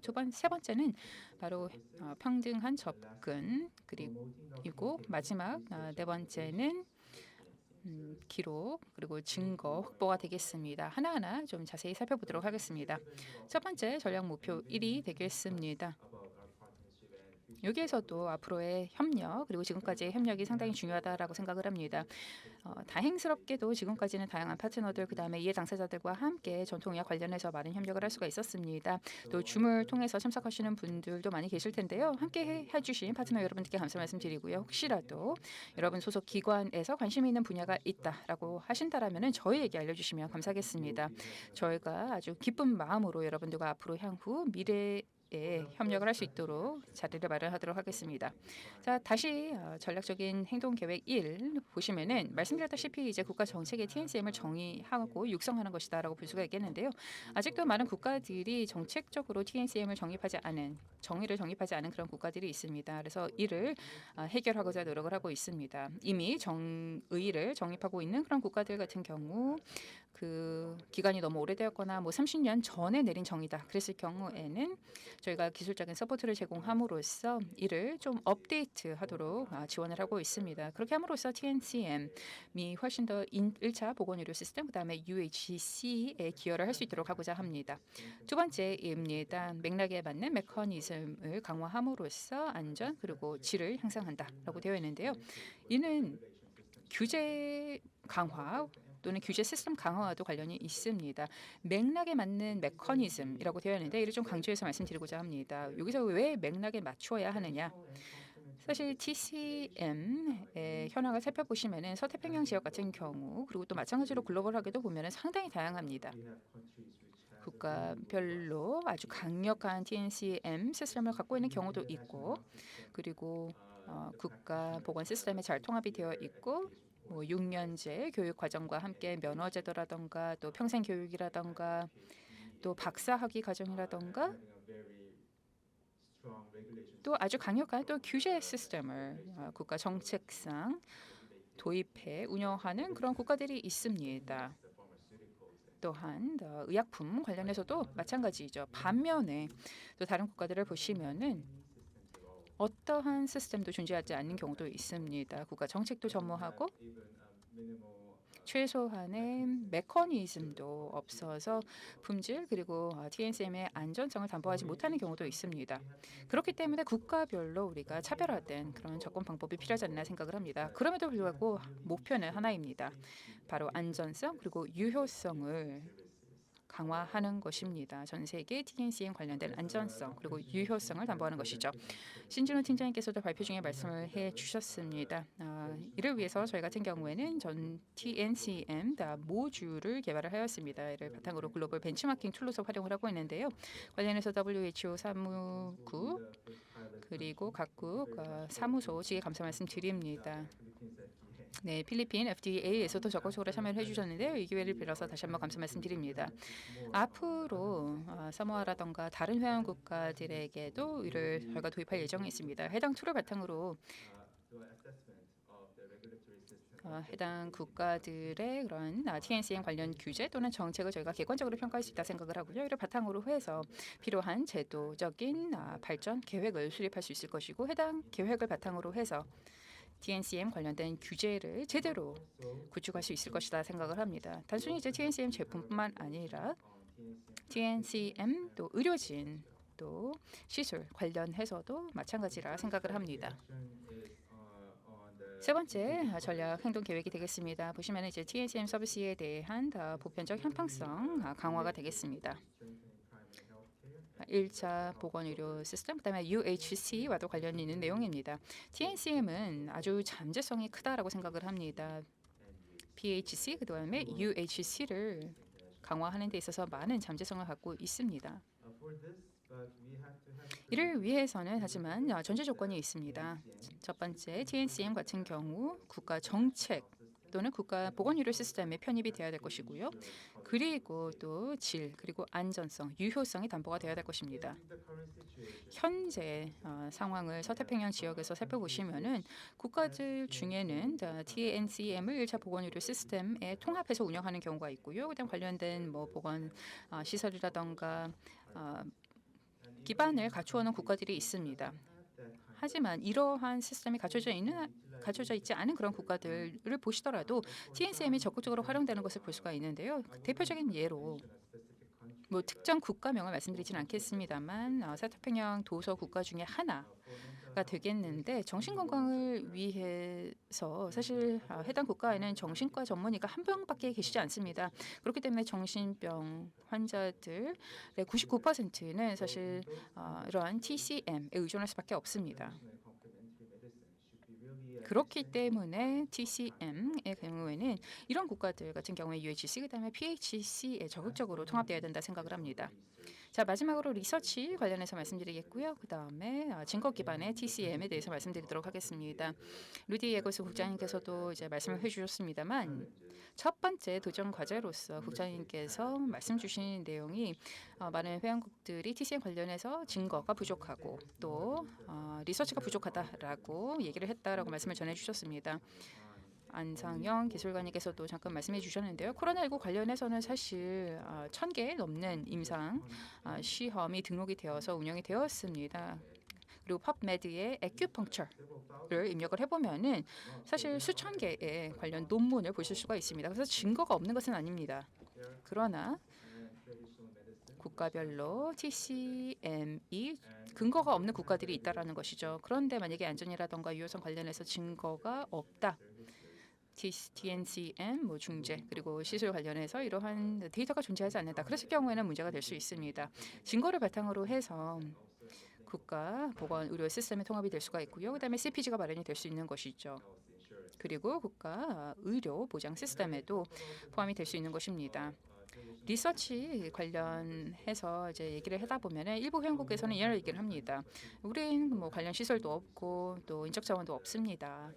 그리고 뭐 관련 인프라가 없기 때문에 뭐 무작위 임상 시험을 진행할 수 없습니다라고 얘기를 하시는데요. 물론 충분히 납득할 만합니다. 그렇기 때문에 국가 맞춤식으로 진행할 필요가 있지 않나 생각을 합니다. 국가들에 따라서는 이제 기록부터 우리가 살펴봐야 될 것이고요. 그다음에 증거를 보급하는데 제공하는데 집중을 해야 될 것입니다. 어떠한 TCM들을 사용하고 있고 어떠한 중재 시술들을 하고 있고 이러한 것들을 자료 조사를 함으로써 우리가 케이스 컨트롤 스터디들을 할 수 있지 않을까 생각을 합니다. 그리고 시스템이라던가 인프라라던가 이러한 무작위 임상 시험을 할 수 있는 인프라가 갖춰지게 된다면 그 다음 단계로 넘어갈 수가 있을 것입니다. 자, 요약 정리해서 말씀드리도록 하겠습니다. 보시다시피 TNCM의 경우에는 이미 전 세계적으로 많이 제공이 되고 있습니다. 그리고 특히나 많은 국가들, 서태평양 지역의 국가들이 TNCM에 많이 의존을 하고 있습니다. 그리고 관련 지역 프레임워크를 기준으로 했을 때 TNCM이 많은 국가에서 건강 그리고 웰빙 향상을 위해서 기여할 여지가 많다라고 생각을 합니다. 한국과 파트너십을 바탕으로 해서 TNCM을 적극 활용함으로써 서태평양 그리고 글로벌하게 웰빙 그다음에 보건을 더욱더 강화할 수 있지 않을까 생각을 합니다. 경청해 주신 여러분 감사합니다.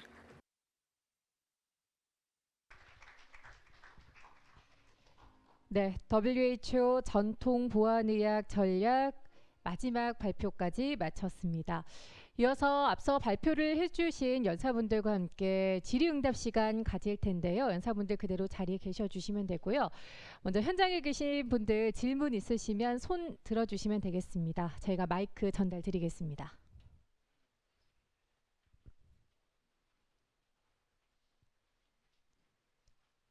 네, 손 들어주시면 저희가 마이크 전달 드릴 거고요. 궁금한 점 혹은 어떤 코멘트든 좋습니다. 지금 이 시간을 이용해서 답변 얻으시면 되니까요. 잘 활용해 주시면 좋겠습니다. 네, 마이크 전달 주시죠.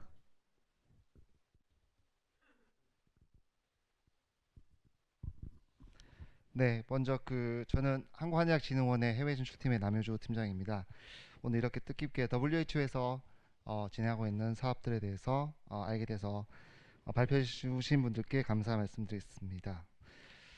저는 두 가지를 좀 여쭤보고 싶은데요. 첫 번째로 안상영 기술관님께 좀 여쭤보고 싶습니다. 2014년부터 2023년까지 WHO 전통의학 전략이 실행이 되었고 관련된 성과들을 좀 말씀해 주셨는데 그 과정 중에 벤치마킹이라는 그 서류들이 나온 것 같은데 그 벤치마킹의 의미가 어떤 건지 좀 말씀해 주시고 그리고 2023년 이후에 그러면 향후에 또 전략을 만들어지게 될 텐데 앞으로의 그러한 프로세스는 어떻게 진행될 것인지에 대해서 문의드리겠습니다. 네, 답변 주시겠습니다.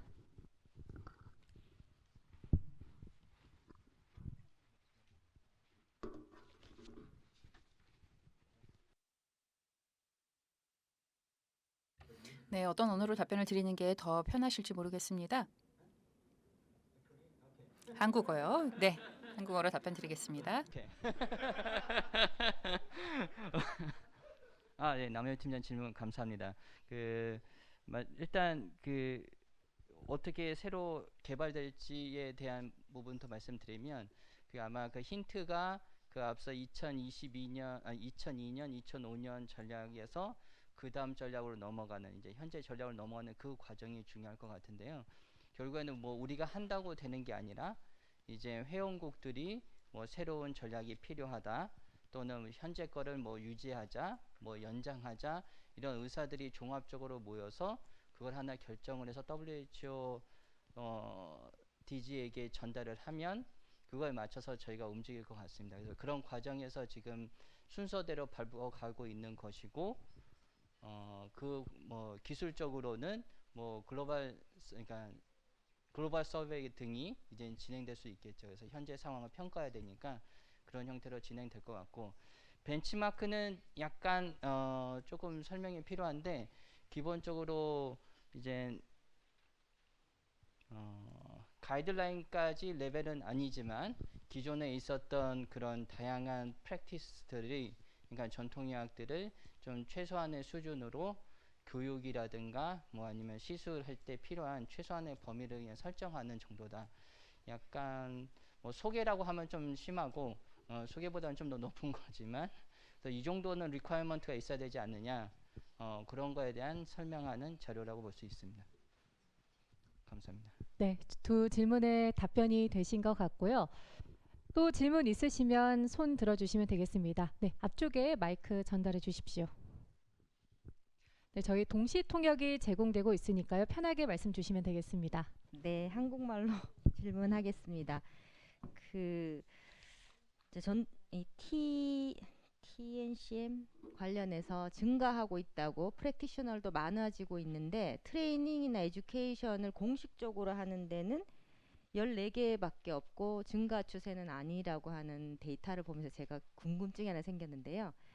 그 ISO 산업 국제 표준을 하는 곳에서 중국은 에듀케이션이나 트레이닝 관련된 표준을 만들고 싶어 해요.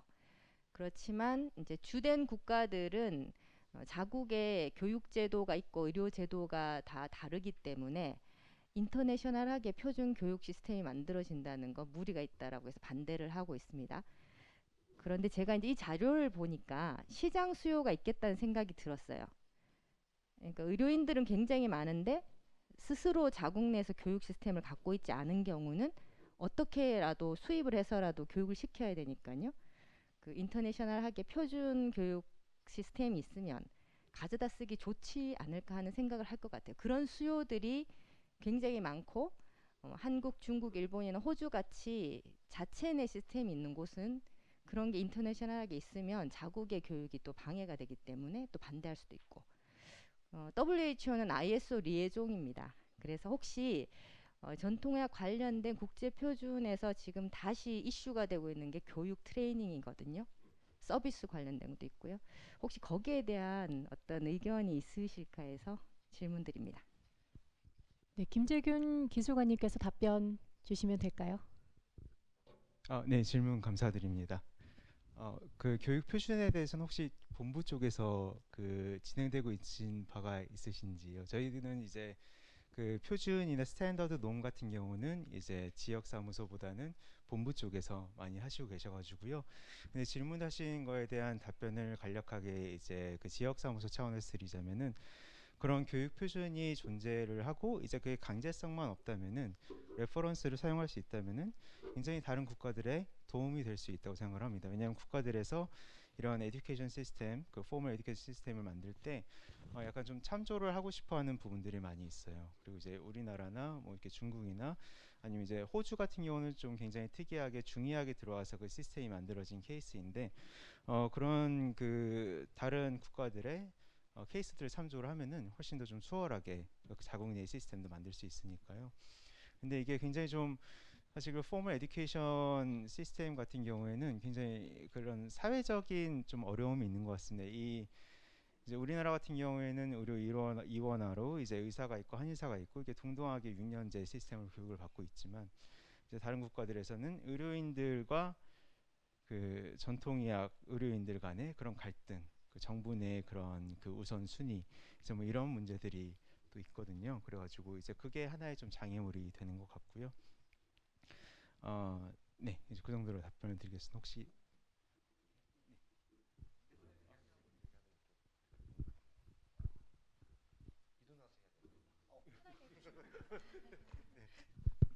네, 안녕하십니까. 보건복지부 한의학정책국장입니다. 사실은 지금 이 질문을 아까 점심 시간에 우리 그 닥터 루디가 저한테 물어봤어요.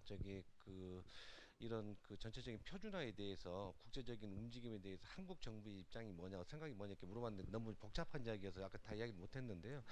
이런 생각은 듭니다. 뭐냐면 첫째는 이 전통의학 관련해서 표준화를 할 때 굉장히 중요한 게 우리 그 최선미 박사님 말씀하신 것처럼 결국에는 의료 서비스, 우리 전통의학 서비스 환자를 어떻게 치료할 거냐에 대한 기본적인 프로토콜이나 표준화가 첫 번째일 거고 두 번째가 이제 교육 시스템이 두 가지일 건데 문제는 이제 뭐냐면 우리 한국 정부도 어느 정도의 이 그 기본적인 이 국제적인 이 전통의학 분야에서 의료 서비스나 이 교육 시스템의 표준화가 필요하다고 생각하지만 그게 어느 특정한 나라를 중심으로 한 표준화가 된다면 그거는 우리가 받아들이기 어렵다. 왜냐하면 우리 한국의 한의학으로서 오랫동안 물려져 내려왔고 그걸 이제 현대 발전시켰던 의료 서비스가 있고 저기 퀄리티가 있고 그다음에 교육 제도가 있기 때문에 그게 이제 뭐 이제 표준화가 되는데 어느 특정한 국가 중심으로 이렇게 표준화가 된다든지 이렇게 되는 것은 우리 한국 정부 입장에서 좀 받아들이기 어렵고 오히려 이제 그 제가 저기 WHO에 우리 루디 국장님께 좀 여쭤보고 싶은 건 뭐냐면 아까 이야기했던 것처럼 이제 뭐 한국, 중국 그리고 뭐 저기 한국, 중국, 인도 뭐 이런 정도는 되게 그 저기 에듀케이션 시스템이 좀 있지만 다른 나라들 없는 나라들이 많기 때문에 좀 전 세계에 통용될 수 있는 어떤 그 의료 전통의학 의료 서비스 표준화나 교육의 표준화가 필요할 것 같은데 어느 특정 국가 입김이 아닌 이런 부분들에 대해서는 앞으로 진행할 용의나 또는 아주 이 검토하고 계신 게 있는지는 아주 우리 루디 국장님께서 말씀해 주시면 좋을 것 같습니다. 네, 질문이 넘어갔습니다. 네, 루디 에거스님께서 답변 주실까요? 네, 사실상 이거는 우리 모두가 당면한 그러한 과제라고 생각합니다. 국가 시스템이 다 다르다 보니까 또 자기 나름대로의 어떤 그러한 역사를 가지고 있고 이 오랜 역사 안에서 자신들만의 어떤 그런 가이던스들을 개발했기 때문이죠. 저는 외부인의 입장에서 외부인의 시각으로 보게 되면은 사실 지금 굉장히 여러 가지 다양한 시스템들이 동시적으로 돌아간다라는 생각이 듭니다. 심지어 한 나라에서 여러 시스템이 돌아가는 경우도 있습니다. 그러니까 한 나라에서 중의학을 하시는 분도 계시고 또 한의학을 하시는 분도 같이 공존하는 경우도 있습니다. 자, 그렇게 되면은 어느 순간에 되면 어려워지게 되겠죠. 그러니까 서로가 이제 경쟁 구도로 가버리기 때문에 어려워질 수가 있습니다. 그래서 이게 사실은 또 굉장히 해묵은 문제라고 할 수가 있겠죠. 굉장히 오랜 시간에 걸쳐서 만들어진 문제입니다. 근데 WHO 입장에서는 이 문제를 해결할 수 있는 첫 번째 해결책이라고 한다면 기본적으로 벤치마킹을 될 수가 있는데요. 이 벤치마킹 프로세스는 그러니까 하나의 어떤 공통된 언어, 공통된 이해를 만들기 위한 것입니다. 각국의 어떤 그런 국가 표준이나 메커니즘이 다 다른데 이게 어떤 의미인지에 대해서 이해할 수 있는 공통의 언어를 만들자는 겁니다.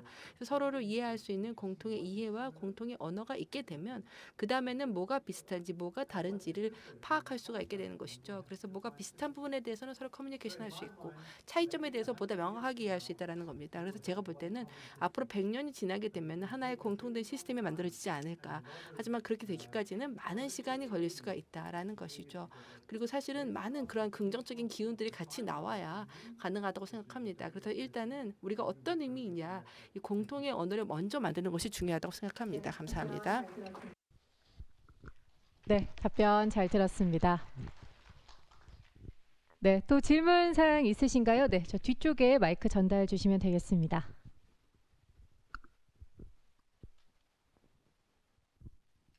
네, 귀한 컨퍼런스 강연 들을 수 있어서 굉장히 영광이었습니다. 저는 서울대학교 의료관리학 교실에서 박사후 연구원으로 근무 중인 현은혜라고 합니다. 우선 제 질문을 어떤 연자분께 해야 할지는 제가 결정하지 못했는데 한번 들어보시고 좀 말씀을 해주시면 좋을 것 같습니다. 오늘 기조연설부터 본 세션까지 이어져 오는 공통된 고민거리는 보완대체의학에 대해서 안전성, 유효성 그리고 근거를 확보하는 것이 중요하다라는 점이라고 저는 생각합니다. 그런데 사실 보완대체의학에서 안전성, 유효성, 근거가 필요하고 이것이 확보하기 어려웠다라는 고민은 사실 최근의 고민은 아니고 굉장히 오래된 고민이라고 다들 알고 계실 텐데요. 그렇다면 이 문제에 대해서 WHO에서 좀 연구 방법론적으로 개발하고 계시는 것이 있으신지 아니면 앞으로 이런 보완 대체 의학의 특성을 고려한 연구 방법이 어떤 것이 있을지 말씀해 주시면 감사하겠습니다. 네, 답변 주시겠습니다. 네, 질문 감사합니다. 오늘 오전에 잠시 닥터 루디 에거스께서 국장님께서 잠깐 말씀하시긴 했는데요. 현재 2015년부터 시작해서 지금까지 계속 연구 방법론, 특히 임상 연구 방법론에 관련된 자료를 준비하고 있습니다. 근데 그게 지금 점점 이제 이것도 저것도 계속 하다 보니까 범위도 넓어지고 약간 그렇게 되고 있는데 지금 이미 2차례 세계 글로벌 리뷰 진행했고 그거를 이제 최종 검토 반영하고 있고요. 아마 뭐 금년 말 정도쯤에 최종 회람본이 나와서 또 한 번 전문가 회람이 진행될 것 같습니다. 근데 말씀해주신 것처럼 WHO가 계속 안전성, 뭐 품질에 관련된 건 계속 하고 있고, 다만 이제 전체적으로 그걸 어떻게 실행하느냐의 차원에서 가이드라인이라든가 아니면 뭐 규제 당국자들의 모임이라든가 이런 것들이 다 체계화되는 과정에 서서히 진행되고 있다고 보시면 됩니다. 예, 감사합니다. 네, 잘 들었습니다. 그럼 질의응답은 여기까지 하도록 하고요. 오늘 강연해주신 연사님께 여러분 다시 한번 큰 박수 부탁드리겠습니다.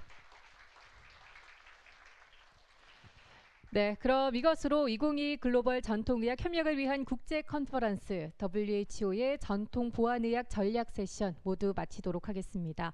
예, 앞으로도 WHO의 전통 보안의학에 대한 관심과 지원이 더욱 확대되기를 기대하겠습니다.